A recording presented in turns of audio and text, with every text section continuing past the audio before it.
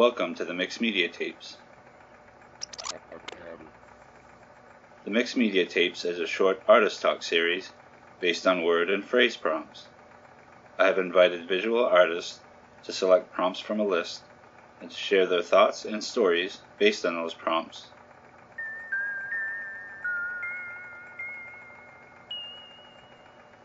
In this recording, Brigid Watson talks about metaphysics and color and how each influence her artistic process and studio life. I don't think there's an answer to metaphysical questions because it's not provable. The whole point is these are not provable concepts, so they can't really be an answer. There's something that can be satisfying. Like, you could make a painting that you feel like satisfies whatever urge you were trying to work with, but there can't be an answer. And not everyone's going to like what you do, no matter what. There's not going to be a universal answer because some people are going to like this painting that you feel satisfied with, and some people are going to hate it. So there's no universal. Okay, so my name is Brigid Watson, and my studio is in the Distillery Building in South Boston, Mass. Did you want to talk about the metaphysics first, or color, or are they going to mesh? They actually do mesh. I think they mesh. I think we'll begin with metaphysics because I think there's maybe a lack of clarity in even your understanding of what metaphysics is and how that might relate to painting. So essentially, the history of metaphysics in the arts, goes back, to originally a Greek concept, this idea of trying to understand the true nature of reality that is independent from tangible science. Excuse me. So, in the West, we can really begin with John Donne. There was the sort of mystic poets in the 17th century. And the reason they're considered metaphysical is because they were talking about love and God instead of, something more concrete. And so that tradition, is definitely part of our cultural tradition, but I think it's largely misunderstood. So the word metaphysics in general, like I said, really talks about non-tangible truths, things we sort of intuitively know, or, it can encompass philosophies, like about religion, Eastern and Western religion. It can be, Taoist philosophy, Tibetan Buddhism, really it spans a large genre, a lot of different categories of thought. I have a lot of personal experience in exploring it. I am a fan of religion in general. I love to read about religion and experience multiple religions. I spent some time in Southeast Asia. I had an incredible Taoist fortune telling with a white wizard in the Taoist tradition, sort of a high up priest in the Taoist tradition, and that was pretty remarkable. That was in Malaysia. I have tarot decks. I have an I Ching. Sort of a lifelong. Some of these things become parlor tricks, but when used correctly, they often tell us things about ourselves. I took some notes too, so prepared for this. Also, I want to say in the sort of 20th century tradition, really the advent of metaphysics in painting was with the Futurists, and then eventually the Surrealists, especially the Italian Futurists in the early 1900s. And then when the writing of Freud and Jung became popular, everything that they talked about in terms of analyzing dreams and dreams as being not fantasy and not just random firing of the synapses, but, some other part of our unconscious trying to talk with us. That became really important to painters, too. We know of paintings by, Picasso and Matisse of the dreaming woman. That was their sort of their attempt at metaphysical painting, because they were still painting real paintings, but they were trying to talk about this idea of dreaming and of unconscious. So then later on, the work of Joseph Campbell became really important to a lot of artists.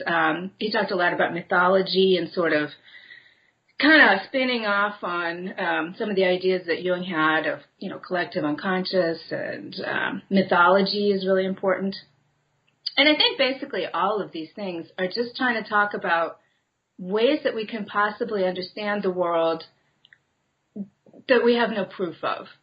You know, we have scientific evidence of a lot of things, but then it doesn't really explain why, why are we really here? What's the point? So I think all of these different things that I've mentioned are just attempts at, trying to grasp for that knowledge or understanding of the world.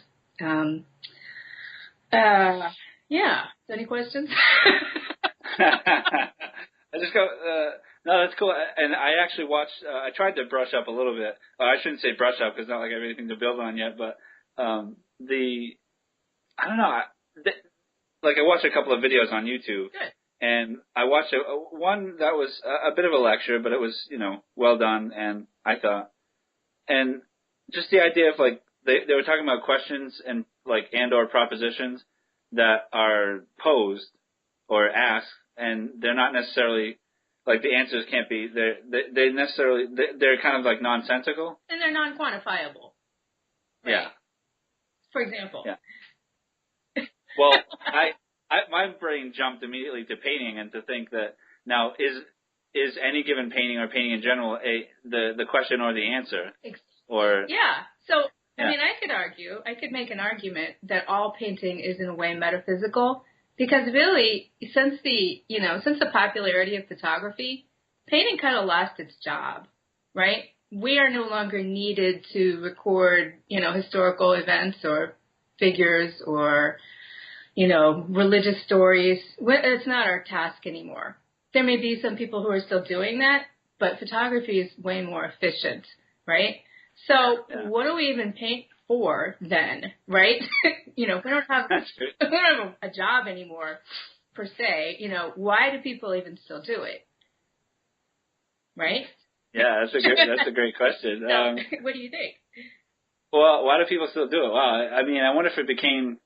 Well, maybe I guess in a way, there's a possibility of it becoming more personal. Sure, and personal in what way? To almost become selfish in some way. So it's like a personal self-expression. Just me and my ego out for a walk, right? And then you can spy. That's the way I'm thinking of it. And I'm sure there are people that think of art as being a selfish or indulgent practice. And yet people like to look at it, which is interesting. And I think, for myself at least, and I think probably for a lot of people who even don't want to admit it, painting is really an attempt, again, like an actual attempt at grasping at these truths, these, intangible truths, that's, the nature of reality stuff. I think, when the futurists were trying to talk about metaphysical issues, they were painting pictures of recognizable things, like de Chirico, right? He was painting pictures of stuff, but they were weird. Or like Dali was trying to paint pictures of stuff that did weird things, like melting watch or whatever. Those were attempts, early attempts at talking about metaphysical issues. As an abstract painter, I think I'm doing the same thing. I just don't need the nouns.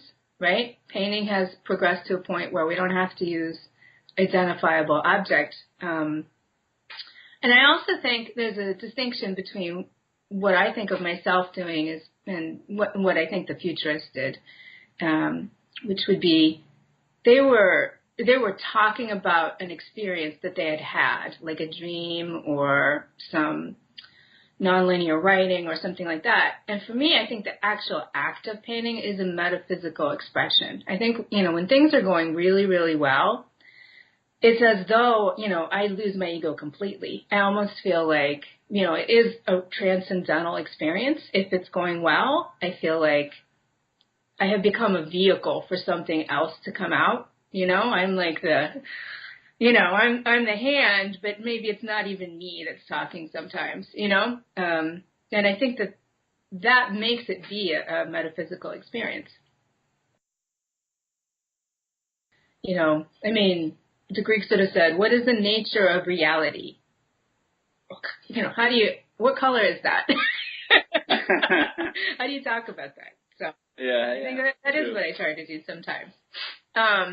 I was going to make a point. I was going to say, since the cave painters, we've had this urge, to touch stuff and, there's an intuitive material love, I think. That's not a very good way to say that, but there's a love of materiality in humankind. And I think people are innately creative, may manifest in different ways. But I think this urge to create, just this idea of creation is a kind of, depending on your philosophical thought, it's a recreating like God created, or it's recreating like the universe was created, or, we are little gods trying to make little worlds, So I think about that too, but then that's kind of an ego thought. So, they bounce off each other. I don't think absolutism in this field, Well, and I think being a painter is such a hard job. I think there is so much stacked against us. You have to have some ego to survive. You have to believe in what you're doing. You have to think that you're good, or you're doing something good, or something is going right part of the time, because you get so little support, from the outside world. It's so hard to make a living. It's so hard, I still constantly meet people who don't understand, who think abstraction is crap, like art stopped in 1900 or something, there's just this, we're up against so much, it's such a small, exclusive world that we live in that supports us, Did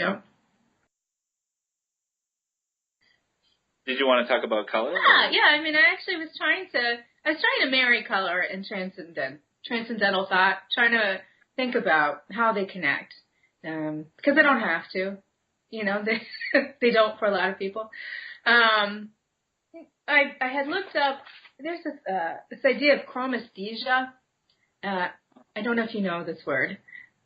Not so far. Yeah, I didn't know I had to find the word. But chromesthesia, I understood, in particular in music from India, people can learn to associate colors with particular notes. But it's also a phenomenon where some people just have this either skill or, it could be, it might not be a positive for everyone, but where they actually see sounds as colors. And I think that's pretty remarkable, right? So particular colors would have particular meanings, I guess, or you would associate them with, particular quality of sound. And then, of course, I was thinking in different sort of systems like, the chakras are associated with particular colors. Auras are supposed to have colors. Not that I've ever seen one, but in theory, you can interpret these, color fields that surround people and know all kinds of things about them. I don't think about that when I paint. I do think, though, that my color is pretty intuitive. We all have our limitations and weaknesses, and my sort of intuitive color tends to be extremely harmonious to a fault.